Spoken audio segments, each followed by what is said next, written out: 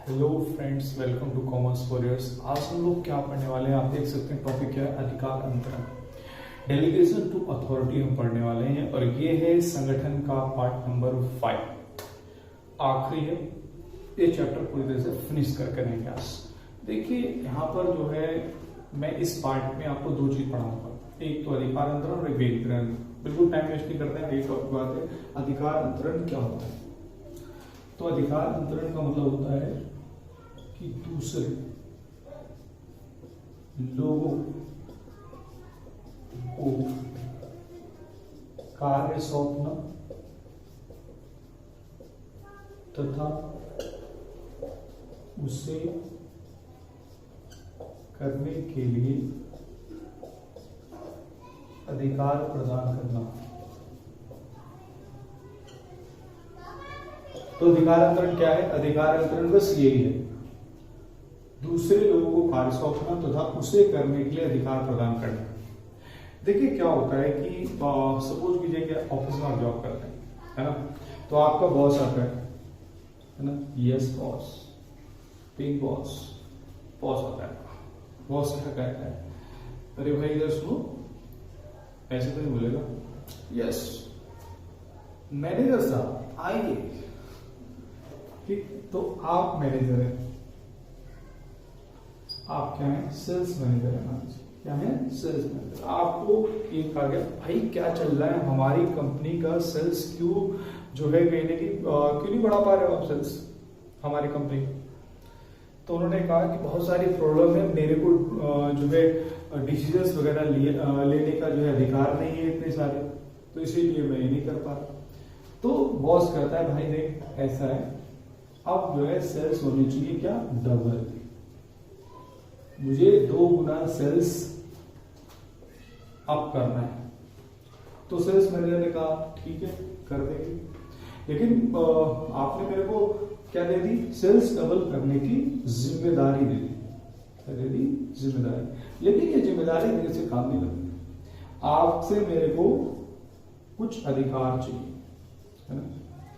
जिम्मेदारी यानी आपने मुझे उत्तरदायित्व तो दे दिया है, लेकिन इसके बाद इसे पूरा करने के लिए मुझे जो है आपको अधिकार देने पड़ेंगे। क्या अधिकार चाहिए बता। तो इसने डिमांड कर दिया। इसने कहा पहली बात तो ये कि सेल्स एग्जीक्यूटिव, ठीक है, सेल्स एग्जीक्यूटिव की भर्ती मैं करूंगा, भर्ती करने का अधिकार दो मेरे को। अच्छे अच्छे मक्खन धंधे में लेकर आऊंगा, क्रीम सेल्स डबल क्या 5 गुना कर देंगे, लेकिन आप थोड़ा ये करके तो और दूसरी बात डिस्काउंट देने की छूट। तो कहा ठीक है डिस्काउंट देने की छूट दे सकता हूं, लेकिन थोड़ा सा तो 50% तक डिस्काउंट दे सकता है, ठीक है, उसके ऊपर मेरे पास बात आनी चाहिए। तो ये अब ये सेल्स मैनेजर साहब सोच रहे हैं यार क्या करूं, जिम्मेदारी तो मिल गई है, फर्ज मिला है, फर्ज है ना, दूध का कर्ज। तो यहाँ पर उसको पूरा करना है, उसने डिमांड भी कर लिया, उसको अधिकार मिल भी गए। अब वो टाइम मिला उसको 1 ईयर का कि भाई 1 ईयर में ये काम होना चाहिए, और 1 ईयर में मान लो सेल्स डबल नहीं होता है, सो सैड, है ना, सो सैड। ये वाली बात हो गई, है ना। मुझ मत समझना, ये रो रहे, आंसू भरे आंसू, देखो। तो कह रहे नहीं हो पाए। क्यों रो रहा है? क्योंकि अब इसको जो है जवाबदेही है इसकी, क्योंकि सारे सेल्स एग्जीक्यूटिव को इसने बढ़िया रखा था, लेकिन वो सारे सेल्स एग्जीक्यूटिव निकम्मे निकले, जिससे इसने जो है अच्छा समझा वो बेकार निकला। लेकिन फिर भी अल्टीमेटली जो है इसे जवाबदेही तो बनती है, इसकी उत्तरदेयिता तो इसकी बनती है, ठीक। बस यही 3 चीजें जिसके ऊपर ये टॉपिक भागता है, ठीक। तो मैं यहां पर आता हूं, जिसको मैं कहूंगा अधिकार अंतरण के तत्व। तो अधिकार अंतरण के तत्व कितने हैं? टोटल 3। कितने हैं? 3। और वो 3 कौन से हैं? एक तो जिम्मेदारी, एक अधिकार और एक क्या है जवाब दें। इसको थोड़ा क्लियर करके और पढ़ते हैं। चलिए इसको और क्लियर करते हैं। तो चलिए हम जो है अधिकार अंतरण के तत्व समझने वाले हैं। तो देखिए मैंने क्या लिखा है यहाँ पर, अधिकार अंतरण के तत्व। भाई अभी तो हमने समझा था अधिकार अंतरण के तत्व कौन कौन से, 3 है। सबसे पहले हमारे पास है उत्तरदायित्व, ठीक है। उत्तरदायित्व का मतलब क्या होता है, जिम्मेदारी, है ना। सबसे पहले इसका जन्म होता है, याद करो अभी बॉस आया था, बॉस ने कहा कि भाई सेल्स डबल करने की जिम्मेदारी तुम्हारी। बोला हाँ, मैं एक जिम्मेदार जो है एक एम्प्लॉय हूं और मेरे फर्ज बनता है। तो इसने क्या समझ लिया, ये फर्ज है, क्या है, फर्ज, ये मेरा कर्तव्य है। फर्ज का मतलब क्या हो गया, इसको मैं कह सकता हूं फर्ज या कर्तव्य का पालन करने की मजबूरी, बोल दो थोड़ा मजबूरी और अच्छा रहेगा, कि भाई तुम्हारी मजबूरी है, तुम मेरे ऑर्डर को मानोगे। तो यहां पर जो है उत्तरदायित्व जो है क्या है, जिम्मेदारी है, ये फर्ज है, कर्तव्य का पालन करने की मजबूरी होती है। आप उसको दिल से मानो या रो के मानो, हंस के मानो, कोई फर्क नहीं पड़ता उसको। बॉस को तो चाहिए सर्च करो, एक पॉइंट लेके चलो। अब यहां पर क्या है, समझिएगा बात को, ये पैदा क्यों हुआ है। ये तीनों ही चीज जो है ना पैदा एक ही कारण होता है, अधिकारी अधीनस्थ संबंध के कारण। बहुत सारे बुक में अलग अलग लिखा हुआ है, लेकिन मैं आपको बताऊं ये पकड़ लेना बस। ये पैदा ही क्यों हुआ है, क्योंकि एक सुपीरियर है और एक सबऑर्डिनेट, एक अधिकारी और एक क्या है, अधीनस्थ है। तो उत्तरदायित्व उसकी क्या है, सेल्स डबल करने की थी, सेल्स डबल करने की। तो यहां पर जो है अगर हम इस चीज को थोड़ा और आगे बढ़ाते हैं तो यहां पर हम क्या कर सकते हैं, हम ये कह सकते हैं कि जिम्मेदारी जो तुम्हारी है, कर्तव्य पालन करने की जो मजबूरी है, उसको तुम कैसे पूरा करोगे, बात में हमारी। तो ये एक चीज मांगता है क्या, अधिकार, ठीक है। ये क्या कहता है, मुझे अधिकार दो, है ना। मुझे अधिकार दोगे तब जिम्मेदारी पूरा हो कर पाऊंगा, नहीं तो नहीं कर पाऊंगा, है ना। तो देखो उत्तरदायित्व जो है, पहली बात तो एक है गिवर, है ना, और एक है टेकर। गिवर कौन है, अधिकारी। जिम्मेदारी कौन ले रहा है, अधिकारी ले रहा है। जिम्मेदारी कौन ले रहा है, अधीनस्थ ले रहे हैं, है ना। ऐसे यहां पर अधिकार का गिवर कौन है और टेकर कौन है, ध्यान देना बहुत इंपॉर्टेंट है, क्यों लिख रहा हूं। अधिकारी गिवर है और अधीनस्थ टेकर है। इसी को तो हम अधिकार अंतरण बोलते हैं। अंतरण मतलब ट्रांसफर, डेलीगेशन का मतलब ट्रांसफर, मैं तुझे दे रहा हूं अधिकार। ये क्यों पैदा हुआ है, ये क्यों पैदा होता है, ये पद के कारण पैदा होता है। इसकी उत्पत्ति, इसका जन्म क्यों हुआ, सीधा एक लिखना, अधिकार अधीनस्थ संबंध के कारण पैदा हुआ, क्योंकि वो एक अधीनस्थ है तो अधीनस्थ की जिम्मेदारी पूरा करने की मजबूरी है। ये पद के कारण है। या मान लो कि जितने भी मैनेजर्स ने अगर उसके पास अधिकार नहीं है तो वो बेकार है। तो यहां पर कहने के पद के कारण उसको अधिकार जो है कहने के मिलते हैं, तो वो क्या करता है, वो कुछ अधिकार देता है। याद करो अधिकार मैंने क्या बोला था कि भाई मेरे को जो है ना सेल्स एग्जीक्यूटिव खुद ही अपॉइंट करने की जिम्मेदारी, तो एचआर वाले गलत गलत अपॉइंट कर देते, आप मुझसे कहते हो सेल्स, मैं नहीं कर सकता। दूसरा क्या है, मेरे को सेल्स डिस्काउंट, चलो ठीक है 50% तक की मेरे को दे दो, 2 चीज मांगा था, तो ये आपको ध्यान देना पड़ेगा, ठीक है। आपने पूरा नहीं दिया, उस पर भी आऊंगा कि पूरा देते हैं तो क्या होता है। फिलहाल इसको स्किप करते हैं और मैं आगे इसको जोड़ूंगा। तो यहां पर आइए हम आगे बढ़ते हैं, जवाबदेही। जवाबदेही यानी उत्तरदायिता। इसका भी जन्म क्यों हुआ है, क्योंकि आप अधिकारी अधीनस्थ संबंध है, ठीक है, अधिकारी अधीनस्थ संबंध के कारण। चलो जवाबदेही क्या है, ठीक है, आपको सब कुछ मिल गया है। देखो ये कब जन्म होगा, पूछा जाएगा कि भाई क्या उत्तरदायित्व दिया गया था, बोले हाँ दिया गया था। क्या अधिकार भी दिए गए थे?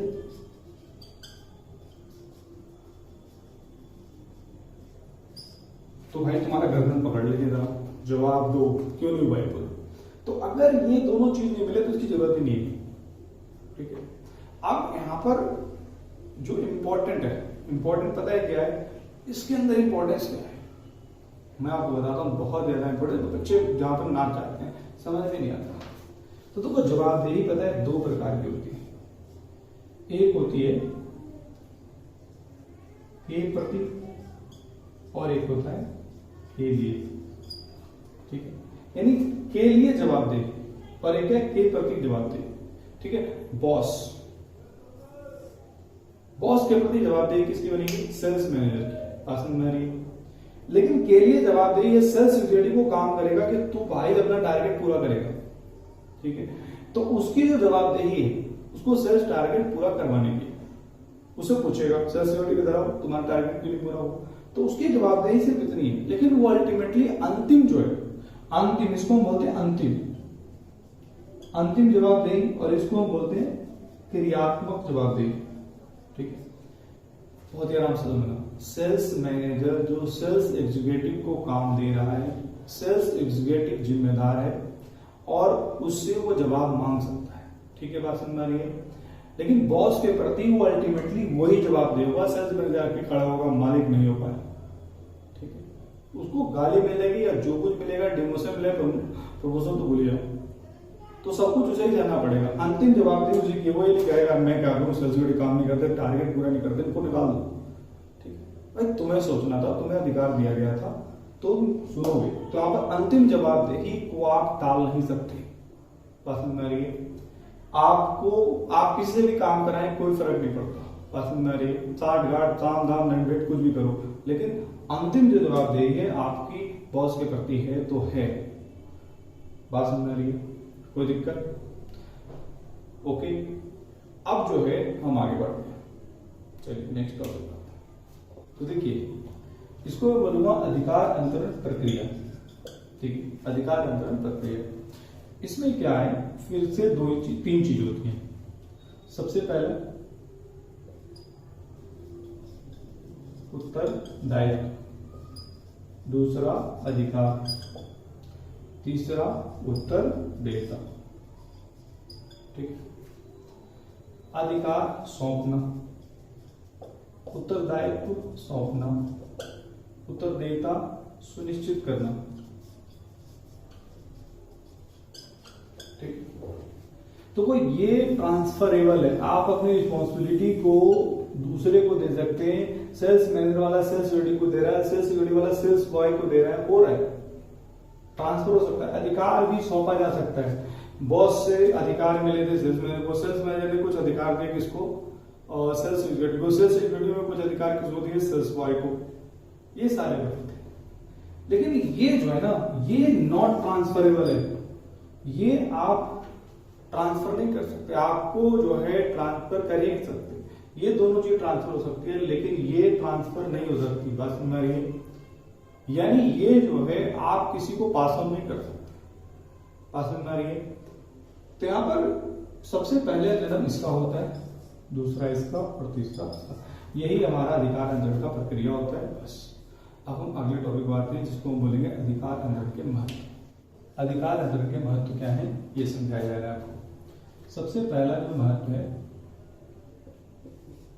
वो है अधिकारी अधीनस्थ संबंध का आधार, ठीक है।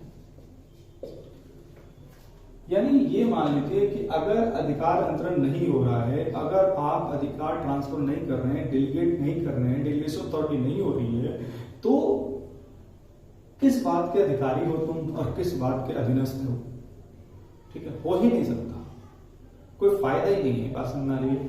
तो यहां पर कहीं ना कहीं इन दोनों के संबंध जो होते हैं, हाँ भाई तुमने क्या काम किया, मैंने ये काम किया, बात समझ में आ रही है। अगर आप अधिकार नहीं दोगे, कैसे काम करूंगा, आप मुझे कुछ अधिकार देते ही नहीं, है ना।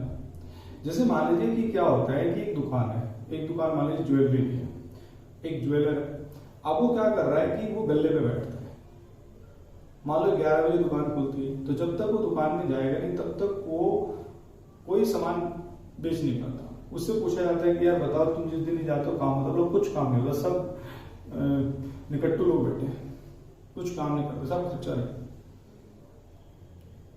तो वो जो है एक तरह से दिखाना तरफ कर ही नहीं रहा, बस में वो जाता है तब कहते हैं ये काम करिए, काम नहीं जाएगा तो बंधुआ मजबूर है। तो अधिकार अंतरण जो है करोगे तो उतना ही समन्वय, ठीक है। इसके बाद अगर दूसरा पॉइंट करें तो समन्वय बड़ा अच्छा रहेगा, ठीक है, कोऑर्डिनेशन बड़ा अच्छा रहेगा। आपसे तो काम करने से पहले वो काम कर चुका होगा, क्यों? क्योंकि आपने उसको अधिकार दिया। बात समझ में आ रही है? तो यहाँ पर जो है समन्वय यानी दोनों का काम करना आपस में क्या होता है, आसान हो जाता है, ठीक है। संगठन में उद्देश्य को पूरा करने में आसानी मिलती है, ठीक है। तो इसको मैं कहूंगा प्रभावपूर्ण प्रबंधन। क्या होता है? प्रभावपूर्ण प्रबंधन, यानी आप इफेक्टिव मैनेजमेंट कर पाते हो। इफेक्टिव मैनेजमेंट कैसे कर पाते हो? क्योंकि आपने जो है दोनों के संबंध मजबूत हो गए, समन्वय अच्छा है, तो कहीं ना कहीं आपको जो है ना अधीनस्थ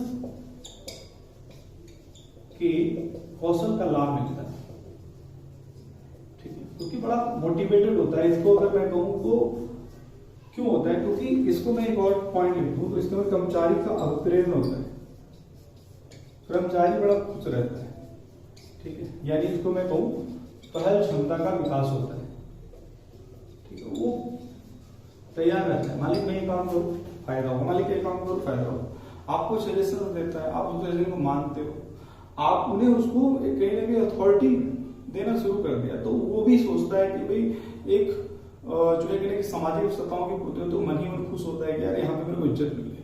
पैसे के लिए सब काम कर रहे हैं, लेकिन इज्जत के लिए तो काम करते हैं। तो यहाँ पर कर्मचारी प्रेरण बहुत ज्यादा मोटिवेट हो जाते हैं।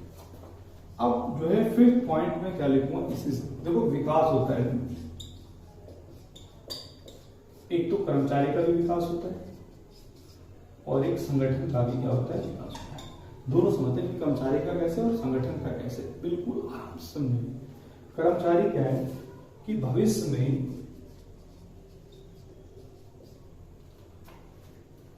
वह प्रबंधक का जगह ले सकता है।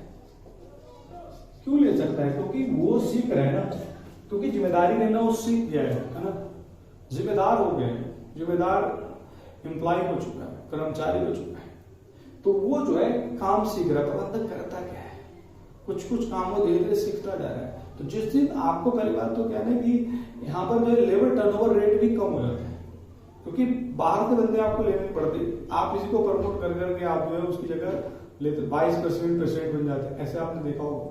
तो इसी प्रकार से कहीं ना कहीं भविष्य में वो प्रबंधक क्या करता है, जगह ले सकता है। आपको दूसरी जगह से जो है एम्प्लॉय ढूंढने की जरूरत है, क्योंकि आपने उसको ट्रेन करना शुरू कर दिया, प्रशिक्षण का आसानी हो गई है, ठीक है। तो कर्मचारी बड़ा विकास हो रहा है कि वो प्रमोशन हो रहा है वो, लेकिन एक ही 25 साल से एक ही काम किया जा रहा है, आप उसको अधिकार दे नहीं रहे हो, तो कहां से सीखेगा? संगठन, देखो संगठन का विकास कैसे होता है। संगठन में 3 चीजें होती है, बड़ा आसान है, याद रखो। संगठन में सबसे पहले क्या होता है, संगठन में विस्तार होता है, ठीक है, अपने बिजनेस को बढ़ा देता है, एक्सपेंस करता है, ठीक है। आज एक प्रोडक्ट बेच रहा है, कल 5 प्रोडक्ट बेचेगा, हाई लेवल पे नंबर 1 पे पहुंच सकता है, ठीक है। तो विस्तार का मतलब क्या होता है, यहाँ पर ब्रांचेस खोल सकता है, ब्रांचेस खोल सकता है। दूसरा क्या है, आधुनिकीकरण, ठीक है। आधुनिकीकरण का मतलब क्या होता है, थोड़ा सा समझ लेना, इसको मैं आगे बढ़ा देता हूँ। आधुनिकीकरण जो है इसका मतलब होता है कि आप जिस ढर्रे से काम कर रहे थे, आप वो पुराने ढर्रे भूल चुके हो, नए नए लोग आ रहे हैं, नई नई चीजें समझ रहे हैं, और उसको एकदम बिजनेस हाई लेवल पे पूरा टेक्निक ही आपने बदल दिया है, साइंटिफिक टेक्निक से आप पूरा जो है बिजनेस को चला रहे हैं। तो आधुनिकीकरण बहुत ज्यादा मॉडर्न हो चुका है, वो मॉडर्नाइजेशन हो चुका है, आप वो चीज बना रहे हो जो आज मार्केट में लोगों को चाहिए। तीसरा जो है बहुत इंपॉर्टेंट है, बहुत अच्छा है, विविधीकरण, विविधीकरण बोल सकते हैं इसको, डाइवर्सिफिकेशन, ठीक है। जैसे रिलायंस ने किया है, कहाँ वो जो है कपड़े बीगल का जो है कपड़े बेचते थे, आज जो है रिलायंस इंडस्ट्रीज है, जियो आ चुका है, ठीक है। कितना ज्यादा जो है एक तरह से डाइवर्सिफिकेशन है, क्या नहीं, पेट्रोल पंप, गैस, ठीक है, हर चीज में प्लास्टिक, स्टील, हर चीज में आ चुके हैं। ठीक है, तो कहीं ना कहीं जो है यहाँ पर विविधकरण जो है, हालांकि रिलायंस स्मार्ट अभी जो है इन्होंने लॉन्च किया, तो पॉइंट यहाँ पर यह है कि बहुत ज्यादा जो है जियो मार्ट जिसको कहते हैं, तो संगठन विस्तार, आधुनिकीकरण और विविधकरण, ये सारी चीजें हो पाती है। ठीक, तो चलिए हम आगे बढ़ते हैं। आगे हम क्या पढ़ेंगे, जो मैंने अभी तक आपको बताया है भाई, हम पढ़ेंगे विकेंद्रीयकरण। ठीक, तो देखिए विकेंद्रीयकरण हमारे टॉपिक है। विकेंद्रीयकरण जो है और यानी डिसेंट्रलाइजेशन। ठीक है, डिसेंट्रलाइजेशन क्या होता है, यहाँ पर हम ये समझने वाले हैं। इसको समझाने के लिए मैं आपको बताऊं कि यह अधिकार अंतरण का जो है एक बहुत बड़ा रूप है। ठीक है, अधिकार अंतरण मतलब थोड़े से अधिकार जो है आपको ट्रांसफर करते हो अपने अधीनस्थ को, अपने नीचे वाले बंदों को, लेकिन यहाँ पर आप बहुत ही ज्यादा मात्रा में अधिकार दे देते हो। ठीक है, तो इसके अंदर अगर मैं बात करूं तो सबसे बेहतरीन पॉइंट आपको जो लिखना है वो क्या है। ठीक है, विकेंद्रीकरण यानी अधिकार अंतरण का विस्तृत रूप। ठीक है, तो ये विस्तृत रूप कैसे हुआ इसको मैं समझाऊंगा। अगर एक अलग लेवल में समझाएं तो यहां पर क्या है, जब यानी अधिकार के साथ साथ उत्तरदेयिता यानी जवाबदेही सौंप देना। ठीक है, आप तो अधिकार दे ही रहे हैं बल्कि आप जवाबदेही भी सौंप रहे हैं कि मैं तेरे से नहीं पूछने वाला तू जो है क्या कर रहा है, क्यों कर रहा है, मैंने तेरे को पूरी छूट दे दी।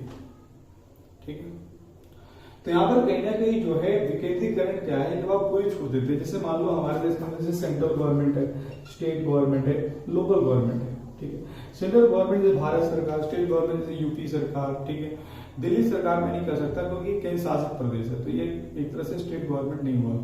ठीक है, तो यहाँ पर जो है बिहार गवर्नमेंट, ठीक है, उत्तराखंड गवर्नमेंट, राजस्थान गवर्नमेंट, तो इस तमाम तरह की गवर्नमेंट को छूट मिली हुई है कि तू जैसे मान लीजिए कि भाई कुछ डिसीजंस, बहुत सारे डिसीजन ले सकता है। तो विकेंद्रीकरण का बहुत अच्छा एग्जाम्पल है।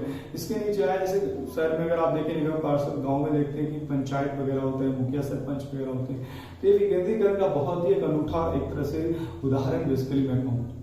ठीक है, तो यहाँ पर कहने की आप अधिकार नहीं बल्कि बहुत सारी छूट दे देते हो कि मैं तेरे से जवाब नहीं मांग रहा। ठीक है, कि भाई तूने ये क्यों करा। ठीक है, पूरा आपने जो मौन व्रत धारण कर लिया कि मैं तेरे से पूछने वाला नहीं हूँ, तेरे को छूट है, खुली छूट है। तो विकेंद्रीकरण वहां पे पैदा होता है। तो इसको अगर मैं एक जो है एक लाइन में लिखना तो ऐसे लिख सकते हैं, लेकिन अगर एक थोड़ा पैराग्राफ डेफिनेशन टाइप लिखेंगे तो क्या लिखेंगे, जब सारे निर्णय लेने की शक्ति अधीनस्थों को, ठीक है, सौंप दी जाए, यानी ठीक है, यह अधीनस्थों की भूमिका के महत्व को बढ़ाता है। ठीक है, तो यह अधीनस्थों की भूमिका को महत्व को बढ़ाता है। हेनरी फॉयल ने कहा था कि जब आप अधीनस्थों की भूमिका को बढ़ाने की बात करते हैं तो आप विकेंद्रीकरण की बात करते हैं। यहाँ पर इंपॉर्टेंट है विकेंद्रीकरण होनी चाहिए कि नहीं होनी चाहिए। मैं आपको बताऊं, क्वेश्चन ये होना चाहिए विकेंद्रीकरण कितनी होनी चाहिए। विकेंद्रीकरण की लिमिट है कि भाई कितनी छूट आप दोगे। जैसे अधिकार अंतरण में बहुत कम छूट, आप हमेशा उससे जवाब मांग सकते, लेकिन आप जवाब ही नहीं मांगोगे ना, तो भाई कितना, तो विकेंद्रीकरण की मात्रा कितनी होनी चाहिए। तो जितना ज्यादा आप अधीनस्थों की भूमिका के महत्व को बढ़ाएंगे आप विकेंद्रीकरण करेंगे, लेकिन जितना कम करेंगे, ठीक है, उसकी भूमिका को आप केंद्रीयकरण करेंगे। ये हेनरी फॉयल ने कहा था। मैं यहाँ पर जो है इस पॉइंट को समझा रहा हूँ। अब देखिए आगे हम पढ़ते हैं, इस चीज को थोड़ा और समझते हैं, एलेबरेट करते हैं कि ये क्या होता है। ठीक है, तो इसके विशेषताएं अगर मैं बताऊं तो क्या होता है। सबसे पहली विशेषताएं तो यही है कि देखो यहाँ पर बोला कि भाई यह अधिकार अंतरण का विस्तृत रूप है। पहला पॉइंट आप लिखते हैं, यहीं से उठा लीजिए सारा पॉइंट। दूसरा पॉइंट क्या लिखोगे कि अधिकार के साथ उपदेयता भी सौंप देना। यह तीसरा मैं क्या लिख सकता हूँ कि यह जो उच्च अधिकारी होते हैं, जो उच्च प्रबंधक होते हैं, उसके कार्यभार को कम करता है। क्योंकि आप उसको सोचना नहीं है कि यार तू उसमें मत्था नहीं मारना, उसमें दिमाग नहीं लगाना कि यार जो है तू ये क्यों कर रहा है, आपने पूरा उसको छूट दे दिया, ठीक है, आपने उसको टैलेंट बना दिया, आपको लगा कि हाँ ये कर सकता है, तो आपने पूरा का पूरा डिवीजन ही अलग कर दिया, यानी आपने डाइवर्सिफाई कर दिया, उसको अलग कर दिया, ठीक है। तीसरी बात अगर मैं बताऊं तो यहाँ पर आप देख सकते हो कि भाई आपने तमाम तरह की नेट शक्ति उसको दे दी, ठीक है। जवाबदेही के साथ साथ आपने क्या किया, यहाँ पर जैसे मैं ऊपर बढ़ रहा था, उत्तरदायित्व भी जो है उत्तरदायित्व तो दिया ही आपने, अधिकार के साथ उत्तरदायिता भी आपने दे दी। उसके बाद ये सबसे इंपॉर्टेंट मैं कहूँ तो ये पूरे संगठन में लागू होता है, ठीक है। ऐसा नहीं कि भाई मैं आपको बताता हूँ कि अगर एक बॉस आता है और बॉस कहता है कि भाई इधर आओ, तुम अपने जो सेल्स मैनेजर हो ना, तुम अपने सेल्स एग्जीक्यूटिव की नियुक्ति तुम खुद करो, लेकिन परचेज मैनेजर जाता है कहता मेरा क्या, मतलब तुम नहीं कर सकते, तो अधिकार अंतरण हो। लेकिन वो कह रहा है कि भाई ध्यान देना बहुत, सभी मैनेजर्स आज से अपने डिपार्टमेंट के अंदर नियुक्ति कर सकते हैं, तो ये क्या होगा, विकेंद्रीकरण। ध्यान दीजिएगा, विकेंद्रीकरण कब होगा, जब आप पूरे संगठन पर लागू करेंगे। बस अब मैं सीधे आता हूं महत्व पर, विकेंद्रीकरण का महत्व, ठीक है। तो कुछ महत्व तो वैसे घिसे पिटे पीछे वाले आ जाएंगे, लेकिन पहले वो समझा दो जो इंपॉर्टेंट है। पहला इंपॉर्टेंट क्या है कि भाई शीघ्र निर्णय, ठीक है। शीघ्र निर्णय मतलब क्या होता है कि यहां पर आपको बार बार पूछना नहीं पड़ रहा, मालिक ये कर ले, मालिक ये कर ले, पूछना नहीं पड़ रहा, आप फटाफट डिसीजन ले सकते हो, ठीक है। यानी बहुत तेजी से काम होगा, ठीक है। आपने उसको इतना सिखा दिया है कि अब आप आंख करे तू बेटा अब तू गाड़ी चला, तू सीख चुका है, ठीक है। 100 पे भी लेके जाएगा तो मैं मरूंगा नहीं, तो एक तरह से आपने क्या किया, पूरी जिम्मेदारी दे दी, ऐसा मामला है मान लो। तो शीघ्र निर्णय, ठीक है। दूसरा अगर मैं बात करूं तो जैसे मैं ये बता रहा था कि उच्च प्रबंधक के कार्यभार में क्या होता है, कमी कर देता है। क्यों कमी करता है, कमी इसलिए करता है कि तुम्हें टेंशन नहीं लेना है कि यार ये कुछ तुम्हें नियुक्ति करनी है, तू सोच भाई यहां से नियुक्ति, अच्छा डिपार्टमेंट खत्म कर दिया, तुम अपने लोगों की नियुक्ति करो, ठीक है। तो आपने पूरा तामझाम ही अलग कर दिया, ठीक है। तीसरा अगर मैं पॉइंट बताऊं तो यहां पर देखो, कर्मचारी क्या होता है, वही प्रेरणा होता है, बड़ा बहुत ही ज्यादा खुश हो जाता है। क्यों खुश हो जाता है, यार वाह क्या बात है, अब मैं तमाम तरह के डिसीजन मैं खुद ले सकता हूँ। यहाँ पर क्या है, इसको मैं दोबारा पीछे वाले पॉइंट में देख सकते हो, आपको याद भी आ रहा होगा, पहल क्षमता का विकास होता है, ठीक। वो कहता है मैं ही कर सकता हूँ, मैं मतलब वो बहुत मोटिवेटेड हो जाता है, ठीक है। अगर मैं इसी पॉइंट में अगर एक और पॉइंट बना दूं तो इसको बोलूंगा प्रबंधकीय योग्यता का विकास होता है। प्रबंधकीय योग्यता का विकास किसको, कर्मचारी को, भविष्य में वो प्रबंधक की जगह ले सकता है, ठीक है। फिर पॉइंट विकास होता है। विकास को आपको पता है कैसे मैं लिखता हूं, कर्मचारी का भी और संगठन का भी, ठीक है। कर्मचारी का कैसे होता है, क्योंकि कर्मचारी जिम्मेदार हो जाता है, डिसीजन लेना सीख जाता है, ठीक है। यहाँ पर ये जैसे मैंने पीछे पढ़ाया, संगठन में क्या है, 3 चीजें लिखोगे, आपको पता है क्या, एक तो विस्तार, संगठन का विस्तार होता है, आप आज एक ब्रांच है 25 ब्रांच हो गए, फिर आधुनिकीकरण हो जाता है, मॉडर्न हो चुके आप पूरी कंपनी को एक ऑटो पायलट मोड पर, ठीक है। आपको टेंशन नहीं लेना, आप काम होगा। देखो आपने देखा ना कि जैसे बहुत सारे हिंदुस्तान लिमिटेड कितना फ्रेंचाइजी है इसका, आज मैकडोनल्ड को वो जो ऑनर है क्या सिखाने जाता है, नहीं, फ्रेंचाइज दे देता है, वो काम कर रहा है, रॉयल्टी लेकर रहता है। तो ये वो पॉइंट है जिसमें वो नहीं कि भाई तूने बस मेन पॉइंट पे कितने में दुकान बंद रही है, सारा कुछ नहीं, वो पूरा पहले से फॉर्मेट है, सब उसको फॉलो करेंगे, ठीक है। क्या मेनू डालना है वो तुम डिसाइड करो। तो यहाँ पर विस्तार, आधुनिकीकरण और लास्ट में क्या है, विविधीकरण, ठीक है।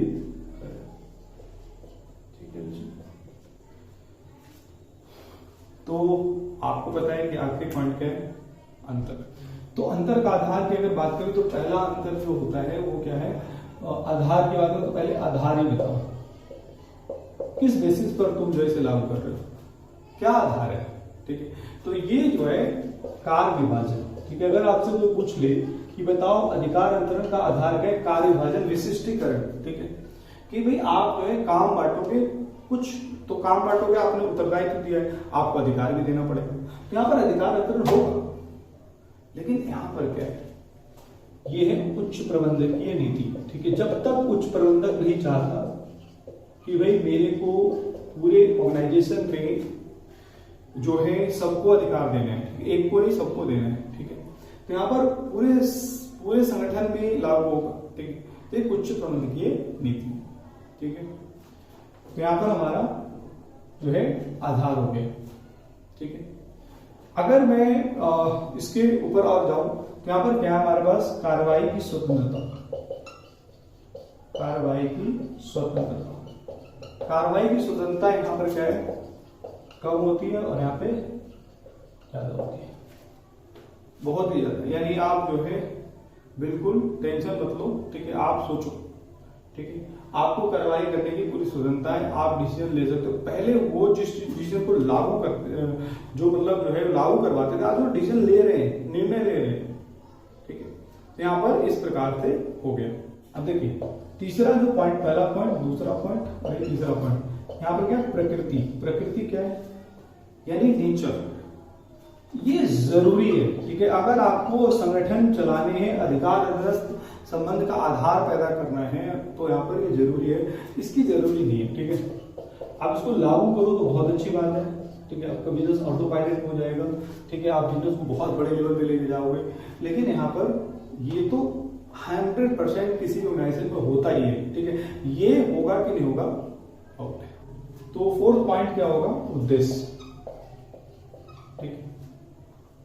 उद्देश्य क्या है, ठीक है। यहां पर उद्देश्य क्या है, तो अगर मैं बात करूं तो अधिकारी का कार्यभार कम करना है ना। भाई सब कुछ नहीं कर सकते, तुम्हें अपने अधीनस्थ को कुछ न कुछ अधिकार, जिम्मेदारी देनी होगी, अधिकार भी देना होगा, तो अधिकार वितरण हो गया। यहाँ पर क्या है, सत्ता का फैलाव करना, ठीक है। यानी देखो ध्यान देना, यहाँ पर क्या है कि सारे के सारे डिसीजंस जो है पहले एक ही व्यक्ति ले रहा था, ठीक है। लेकिन अब क्या है, बहुत सारे लोग डिसीजन सब ले रहे हैं, ठीक है। बॉस नहीं, जनरल सीईओ नहीं, बहुत सारे मैनेजर्स जो है बहुत सारी चीजें अपने आप ही करते हैं, ऑटो पायलट हो चुके। आखिरी जो पॉइंट है, ठीक है, अधिकार वितरण।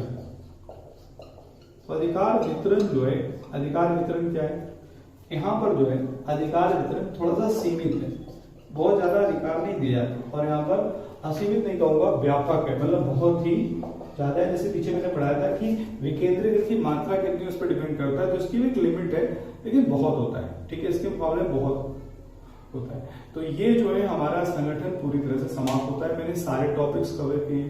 अगर आपको कोई भी डाउट है कमेंट्स करें, ठीक है। और जो है इसकी पूरी प्लेलिस्ट तैयार हो चुकी है, संगठन के 5 पार्ट है, ढंग से पढ़ें, ठीक है। और इसके बाद जो है हम नेक्स्ट वीडियो जो आपको मिलने वाली है प्रबंधन के सिद्धांत के बारे में, हेनरी फ्योल और टेलर के बारे में, सिद्धांत के बारे में पढ़ेंगे, ठीक है। तब तक के लिए बहुत बहुत धन्यवाद, थैंक यू सो मच।